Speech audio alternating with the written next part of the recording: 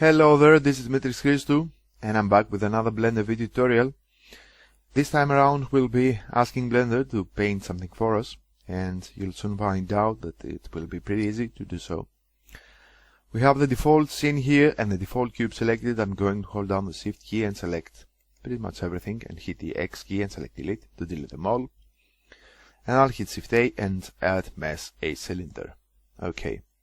We have the cylinder options here. I'm going to change the radius from 1 to 0.05. Okay. And I'll hit 7 on my main keypad to switch to top perspective view, and then 5 to change to top ortho view. And I'm going to scroll my mouse wheel up a few times to take a better look of my cylinder. And I'll also hit the tab key to switch from object to edit mode. We have every vertex of the cylinder here selected, so I'm going to hit Shift D and create a duplicate of the entire cylinder. And then Shift D to create one more. Shift D, what about here? Shift D, let's create a few of them. Okay. Alright. And one more, about here. And for this one, I'll hit S and Shift Z. And I'm doing this in order to scale my object only on the X and Y axis, while leaving the Z axis of my cylinder here as it is. And I'll hit Shift D to create a few duplicates of this one as well. Let's spread them around. Okay. And I think we're good at about here. You can see my cylinders here. I'm hitting Tab to switch from Edit to Object mode. Move over to the Materials panel, click this orange sphere to move over to the Materials. I'll click New for a new material. I'll bring the specular intensity down to 0 and change the diffuse color to a nice red one. And I think we're good. What I'll do now is hit Shift A and add as a plane. I'll hit the Tab key to switch from Object to Edit mode, and as I said a few times before, I'm editing my objects in Edit mode, so I'm leaving the original size of the object unchanged. You can always, let's try this one this time. I'll hit the Tab key, and let's say that we don't want to affect the scale of our object. Let's hit S and then 8 to scale our plane here 8 times, and then hit Enter. As you can see, I've scaled my plane up, but I'm getting a scale of 8, and generally I want to have a scale of 1. So what we can do, if we scale it in the object mode, we can move over to Object and select Apply and apply the scale. And as you can see now, the scale is set back to 1. Okay.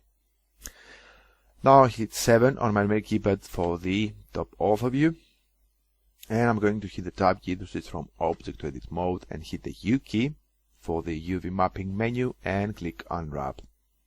And you'll see later on that we have to have the plane here unwrapped. Now tab again, let's add a material to the plane as well. Click New, bring the specular intensity down and leave everything else as is. I'm going to select the cylinders now, and I'm going to split the 3D view here into 2 3D viewports, and I'm going to change the upper one into a graph editor. Okay. What I'll also do is move my cursor over the 3D view, and we have the cylinders here selected, and I'll hit I and insert a location rotation keyframe for the cylinders for frame 1. Now let's see what we want to have with our scene here. I want the cylinders here to work in some kind of brush, and in order to move them correctly, I want them to move only on the X and Y axis, and not on the Z axis. We don't want them to move up and down. We want them to be touching the plane at any time. What I'm also going to do here is add some rotation for the cylinders. And as you might imagine, I only want to rotate the cylinders here on the Z axis, and I want to rotate them that way, and don't want them to be rotated around the Y or X axis. So I'm going to expand the location rotation graph here, and as I said before, we don't want our cylinders to move on the Z location. Let's select it and hit X to delete it.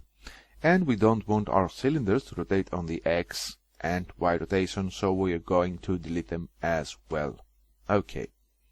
Now I'm selecting the X location, and move over my cursor to the graph here and hit the N key for the panel.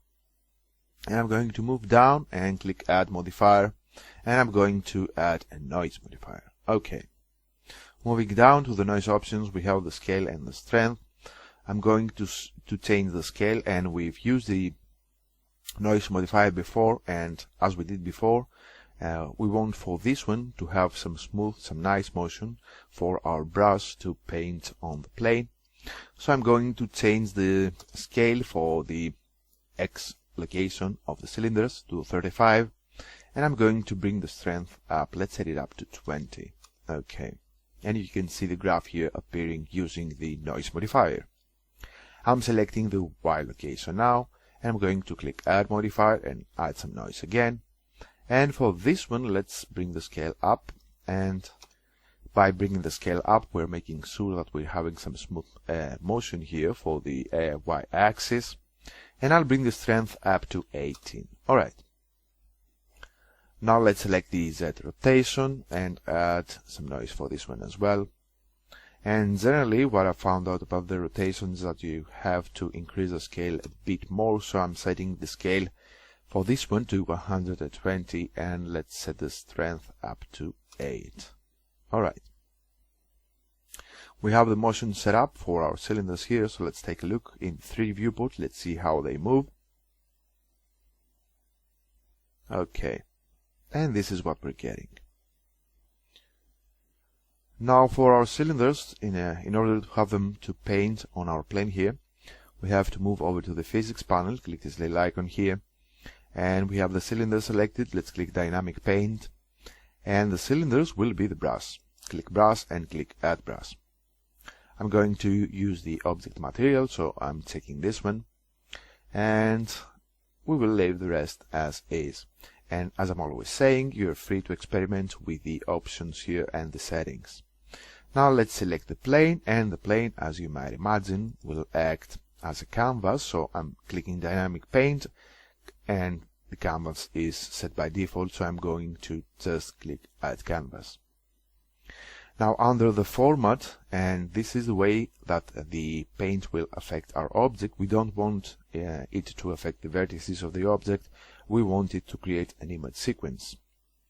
I'm going to change the frames from 1, let's set it up to say 450, or perhaps let's set it to 600.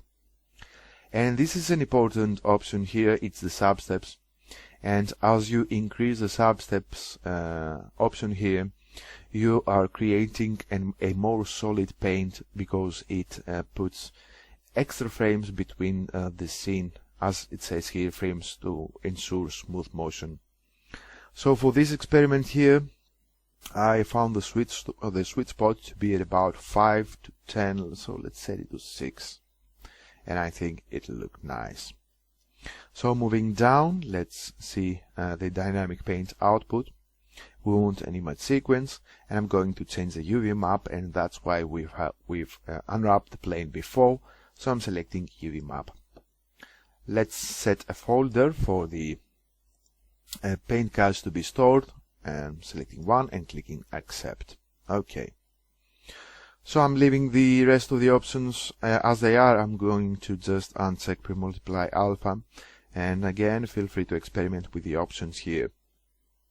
So what I'm going to do now is hit bake image sequence, and you have to wait a bit for the image sequence to be painted. Let's take a look at the paint cache, and as you can see, we're having the paint here appearing. Let's try to open one. Okay, it won't open. And as you can see, we have the paint here. As the noise modifier moves the cylinders, we have some nice shapes here being created and all. And the good thing about this one is that we are having an image sequence here, and you can take an image sequence and make it into an animation using, again, Blender. So this is it. This was intended to be a quick video tutorial, and I'll be putting some of these image sequences together for you people to see. This is a nice technique. I hope you've enjoyed it, and I'm really looking forward to see what you can create with these little tips here. about the dynamic paint. So this is Dimitris Christou, and thanks for watching.